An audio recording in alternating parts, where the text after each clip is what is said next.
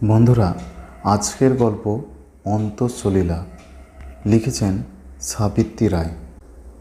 বহুদিন পরে দেবব্রত আজ আবার ধীরে ধীরে পা চালায় কফি হাউসের দিকে।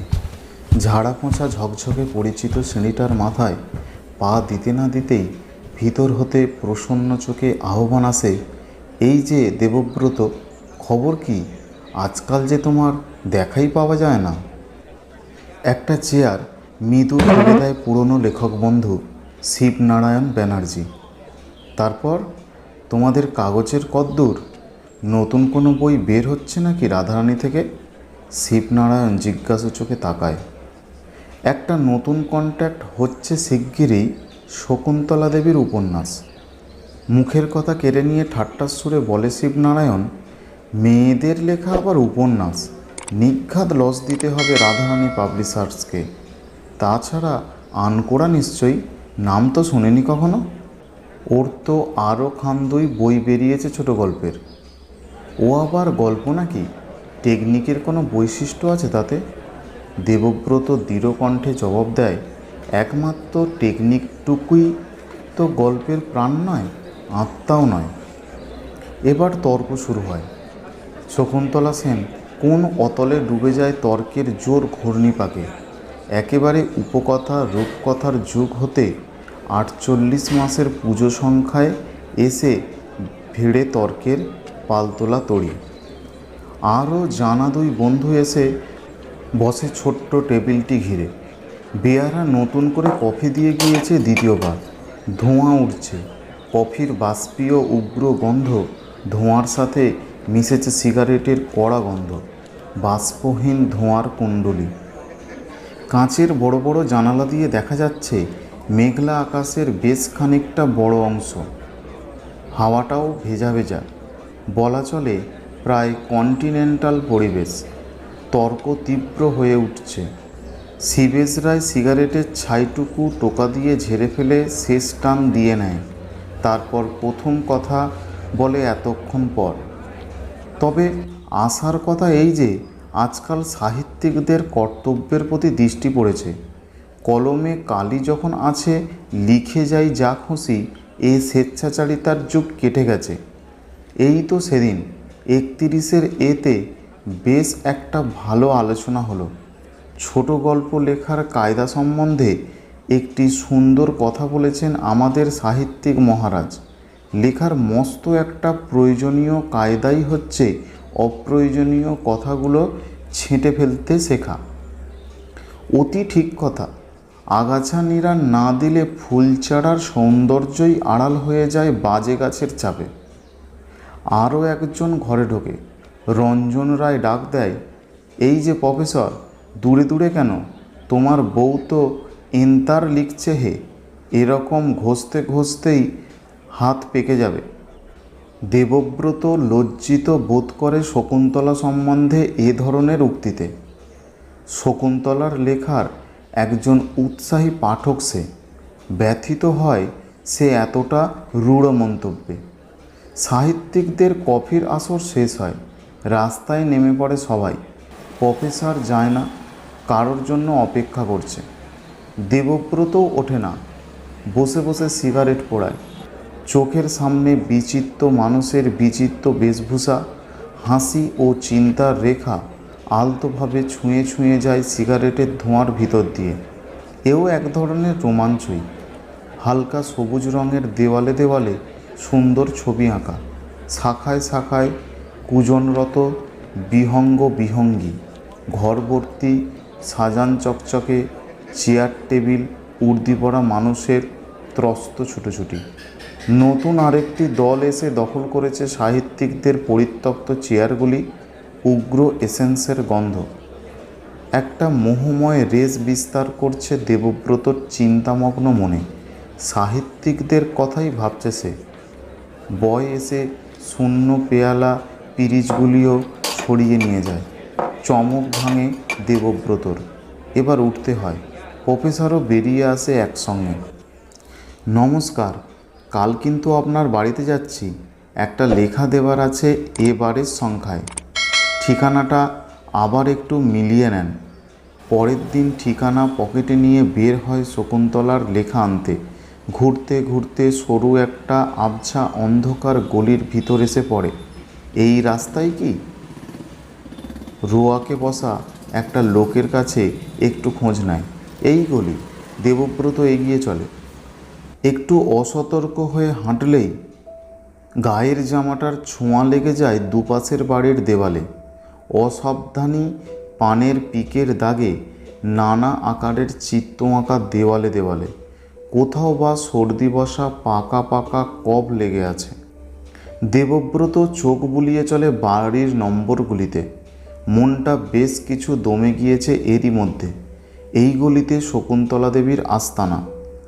একটা বহু পুরনো আমলের স্যাঁতস্যাঁতে বাড়ি সম্মুখে রেখে হঠাৎ থেমে গিয়েছে অপরিসর গলিটা। দেবব্রতকেও থামতে হয় অগত্যা। চোখের সামনেই জলজল করছে নম্বরটা 8/7 এই বাড়িতেই থাকেন শকুন্তলা দেবী, নবীনা লেখিকা। শকুন্তলাকে দেখে নাই সে, চেহারাটা দেখে নাই, কিন্তু ভিতরটা দেখা হয়ে গিয়েছে। এত ঘনিষ্ঠভাবে পরিচিত মানুষ 10 বছরের পরিচয়ও হয় না। শ্রদ্ধা করে সে শকুন্তলা দেবীকে। ভিতর হতে দুয়ারের খিলটা খুলে যায়। মস্ত এক শব্দ করে একটি মেয়ে মানুষ বের হয়ে আসে। কতগুলি তরকারির খোসা আর কুঁচো চিংড়ির আঁশ এনে ঢেলে দিয়ে যায় গলির একধারে। ভিতরে ঢোকবার সময় লক্ষ্য করে দেবব্রতকে। কাকে চাই? শকুন্তলা দেবী থাকেন এ বাড়িতে? ওই দিকের বারান্দা ঘুরে সোজা চলে যান। নির্দেশ মতো সোজাই চলে আসে সে। আবার একটা ভেজানো দুয়ার সামনে এসে আটকে যায়। একটু ইতস্তত করে কড়া নাড়ে। বছর 7 একটি ফ্রক পরা মেয়ে বের হয়ে আসে। বাবা তো পড়াতে গেছেন, বসবেন কি একটু? শকুন্তলা দেবী আছেন? মা রান্না করছেন, আপনি ভিতরে এসে বসুন। ভিতরে ঢুকে একেবারেই দমে যায় দেবব্রত। আধো অন্ধকার ঘরখানার মাঝখান দিয়ে একটা প্রশস্ত পর্দা টানান পার্টিশনের কাজ করার উদ্দেশ্যে। আরেক দিকে 2খানা তক্তপোষ জোড়া দেওয়া, তার উপর রাত্রিরে শয্যা গোছানো রয়েছে। রং ওঠা একটা পুরু সুজনি দিয়ে ঢাকা।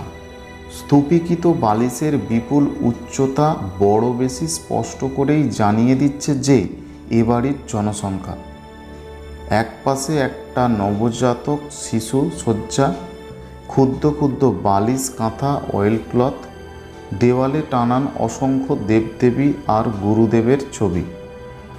উপরে জানালার তাকে তাকে বই, খাতাপত্র, পুরনো পত্রিকার পাঁজা।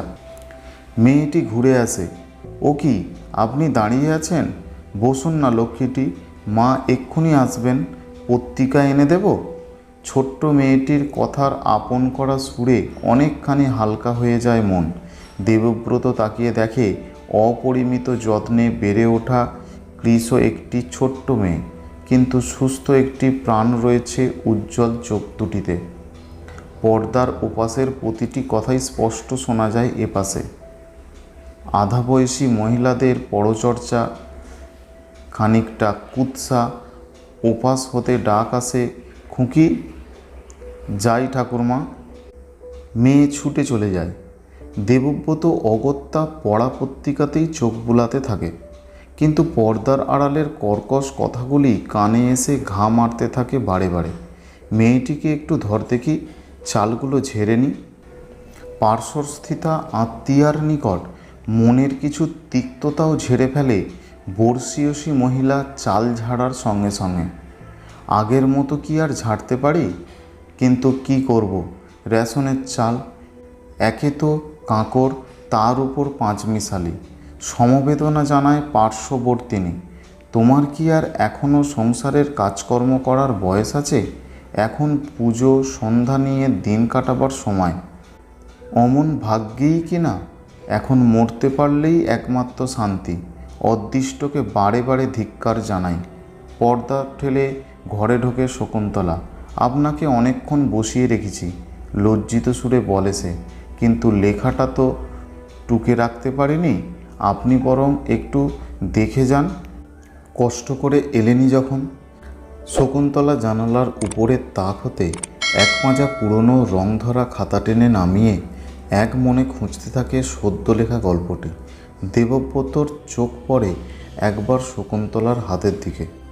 সবেমাত্র মশলা পিষে এলো, তারই চিহ্ন হলুদ রং ধরা হাত দুখানায়।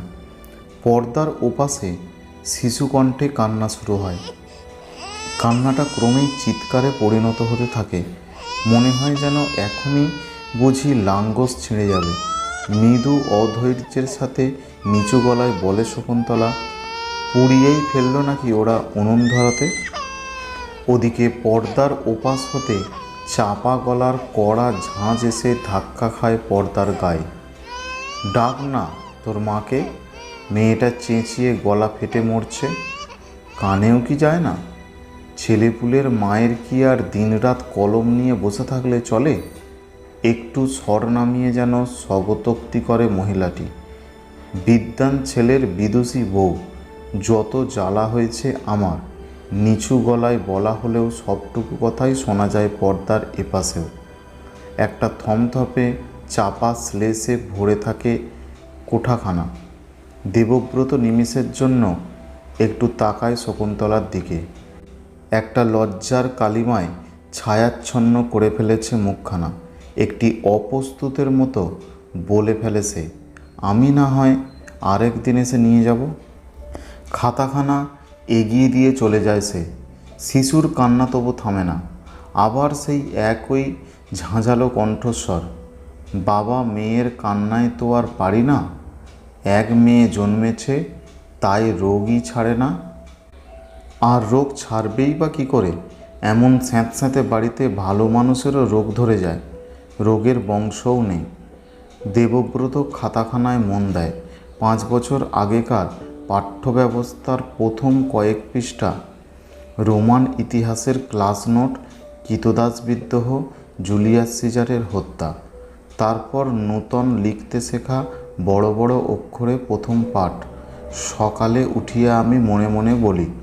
সবশেষে শুরু হয় গল্পের আরম্ভ। ময়দানের দিকে এগিয়ে চলেছে হাজার হাজার মানুষের মিছিল। দেবব্রত মন গুছিয়ে আনে গল্পে, বেশ বড় গল্প। চা কাকু। ছোট্ট মেয়েটি চায়ের পেয়ালা রেখে যায় চৌকির ওপরে। মিষ্টি হাসির অজস্রতা কচি চোখে, যেন একটি সোনালি রোদের রেখা জোর করেই ঢুকে পড়েছে এ আবদ্ধ ঘরে। ওপাশে আবার অদৃষ্টকে কষাঘাত শুরু হয়ে যায়।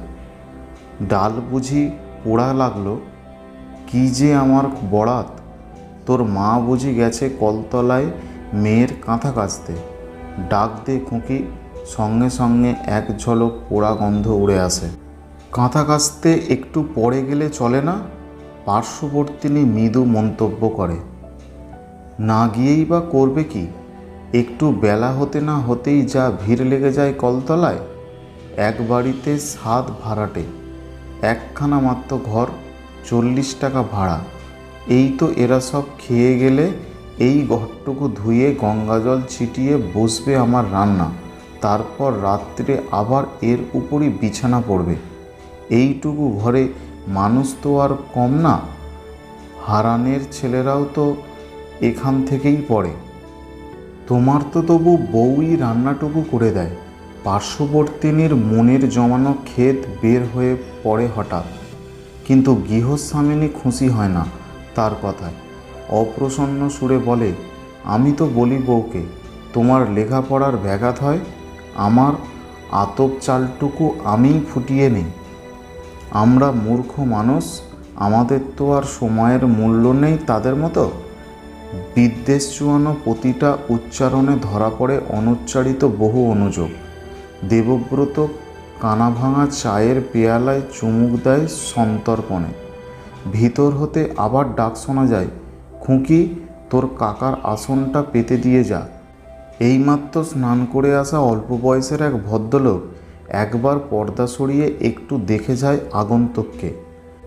একটা অর্থভরা হাসির কণা চোখের কোণায়। ওদিকে তদারক শুরু হয় ভিতরে। কিরে সুকু, চচ্চড়িটা কেমন হয়েছে? দেখতে তো তেমন ভালো মনে হচ্ছে না। ভালো আর হয়ই বা কী করে? রান্নার কি আর মন থাকে? তদারককারিনী ডাক দেয়, ও খুকি, তোর মাকে বল আজ 4টি ভাত নিয়ে আসতে। ভাত নিয়ে প্রবেশ করে বধূ। শাড়ির মৃদু শব্দ একটু। কি বৌদি, গল্প লিখতে গিয়ে নিজেই আবার গল্পের নায়িকা হয়ে পড়ো না যেন। বিষঝরা রসিকতা। দেবর সম্পর্ক যখন, রহস্য করার অধিকার তো আছে। অপরপক্ষ নিরুত্তর। পর্দার এপাশের ভদ্রলোকের উপস্থিতিটাই হয়তো বিঁধছে তাকে। অস্বস্তি বোধ করে দেবব্রত। গল্পটি পড়া শেষ হয়ে গিয়েছে। গল্পের বলিষ্ঠ ইঙ্গিতময় রেশটুকু বারে বারে হোঁচট খায় লেখিকার পর্দার আড়ালের এই কুটিল ইঙ্গিতে। প্রফেসর সেন ঘরে ফেরে টিউশন সেরে, হাতে একটা বাজারের থলি। এতক্ষণে স্বস্তির নিঃশ্বাস ফেলে দেবব্রত। নমস্কার, অনেকক্ষণ যাবৎ এসেছেন? ঘামে ভিজে যাওয়া গায়ের শার্টটি অতি যত্নের সাথে খুলতে খুলতে বলে, আমার আবার কলেজের সময় হয়ে এলো। কিছু মনে করবেন না, আমি স্নানটা সেরে আসি। দড়িতে ঝোলান একরাশ জামা কাপড়ের ভিতর হতে খুঁজে বের করে ধুতিখানা। আমিও এখন যাব। হাতের খাতাখানা দেখিয়ে বলে, এ গল্পটি রবীন্দ্র সংখ্যায় ছাপতে চাই। আপনি নিশ্চয়ই পড়েছেন। মুখের কথা শোনা শেষ না হতেই উত্তর দেয় প্রফেসর, গল্প টল্প পড়ার কি ফুরসত আছে? খুঁকি তেলের বাটি দিয়ে যায়। মাথায় তেল ঢালতে ঢালতে বলে, এককালে ছিল সব সাহিত্য টাহিত্যের উৎসাহ, এখন কলেজ আর টিউশন, আর আছে কালোবাজারে ছুটোছুটি। প্রফেসর চলে যায় স্নান সারতে। ওপাশে প্রফেসরের গলা শোনা যায়, ডাক্তার বাড়ি যাওয়ার সময় হলো না, দেখি যদি রাতে যেতে পারি। কিন্তু জ্বর তো বেড়েছে, কফও আছে বুকে। শিশুর মায়ের উদ্বিগ্ন উত্তরটুকু কানে আসে। শকুন্তলা ঘরে ঢোকে। কোলে কাঁথায় জড়ানো রুগ্ন শিশুটির চোখে জ্বরের ঘুম। ভালো করে লক্ষ্য করে দেবব্রত শকুন্তলার মুখের দিকে। গভীর বেদনার ছায়া চোখের গভীরে। মমতায় ভিজে ওঠে মনটা। কি চিন্তা করে বলে সে, খাতাখানি নিয়ে যাই, টুকে নেবার ব্যবস্থা আমি করব। এ ঐকান্তিকতার স্পর্শে উজ্জ্বল হয়ে ওঠে চোখ দুটি। অসংখ্য ধন্যবাদ সে চোখে। একটু সংকোচের সাথে বলে, আমি একবার চোখ বুলিয়ে দিচ্ছি তাড়াতাড়ি। আমারই উচিত ছিল লেখাটা ঠিক করে রাখা, কিন্তু মেয়ের জ্বর হয়ে পড়ায় আর পেরে উঠিনি। দেবব্রত অপেক্ষা করে। বসে বসে নতমুখে দেখে সে ঘরের মেঝেটা বহু স্থানে সিমেন্টই উঠে গিয়েছে। দেওয়াল হতে সর্বক্ষণের জন্য একটা ভ্যাপসা গন্ধ বের হয়ে আসছে। আর একটি ছেলে ঘরে ঢোকে। দেবব্রত চেনে তাকে, শকুন্তলার ভাই সুব্রত। কোনো ভূমিকা না করেই সে বলে, দিদি, তুমি যে কিছু টাকা দেবে বলেছিলে, আমাদের সেটা আজ পেলে উপকার হয়। এক মুহূর্তে ম্লান হয়ে যায় শকুন্তলার মুখখানা। অপরাধীর সুরে বলে, টাকা তো দেবো বলেছিলাম, ভেবেছিলাম গতবারের লেখাটা দিয়ে বুঝি কিছু টাকা পাবো, কিন্তু আমাদের মতো নতুন হাতের লেখা নাকি কাগজে ছাপানোটাই যথেষ্ট মূল্য দেওয়া। দেবব্রত তাকিয়ে দেখে আবার একটু লেখিকাকে। 2 হাতে 2 গাছা শাঁখের চুড়ি, পরিধানে মিলের মোটা শাড়ি, আভরণহীন কানের 2 পাশে চূর্ণ কুন্তল। 10টি টাকাও দিতে পারবে না? আমি ওদের আশা দিয়ে এসেছি, দিদির কাছে ঠিক পাবো। কথা যখন দিয়েছে সে, ব্যথিত সুরে বলে সুব্রত, অরুণদা যে থাইসিস নিয়ে বেরিয়েছিলেন জেল থেকে, তোমাকে বলেনি কি? ইমিডিয়েটলি তাকে স্যানিটোরিয়ামে পাঠানো দরকার চাঁদা তুলে। শকুন্তলার বিবর্ণ মৌনী মুখের দিকে তাকায় দেবব্রত। ভাষাহীন বেদনার নীরব আর্তনাদে বুঝি ছিঁড়ে পড়ছে কোমল আত্মা। মৃত্যুর মুখোমুখি দাঁড়ানো একজন অদেখা কর্মীর প্রাণের মমতায় আর স্নেহের ভাইয়ের আশাভঙ্গের ব্যথায় বিদীর্ণ দৃষ্টি। তবু 10টি টাকাও দেবার শক্তি নেই তার।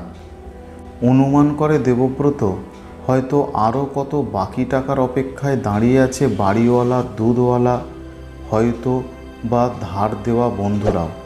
সুব্রত চলে যায় ম্লান মুখে। দেবব্রত উঠে পড়ে। আবার সেই অপ্রস্তুত নোংরা গলি দিয়ে হাঁটতে হাঁটতে তন্ময় হয়ে ভাবে দেবব্রত, এই মধ্যবিত্ত সংগ্রামের আড়ালেই কি বয়ে চলেছে লেখিকার জীবনের অন্তঃসলীলা প্রাণের প্রবাহ। বন্ধুরা, ভিডিওটি ভালো লেগে থাকলে অবশ্যই লাইক করো এবং চ্যানেলটি সাবস্ক্রাইব করে পাশে থাকো।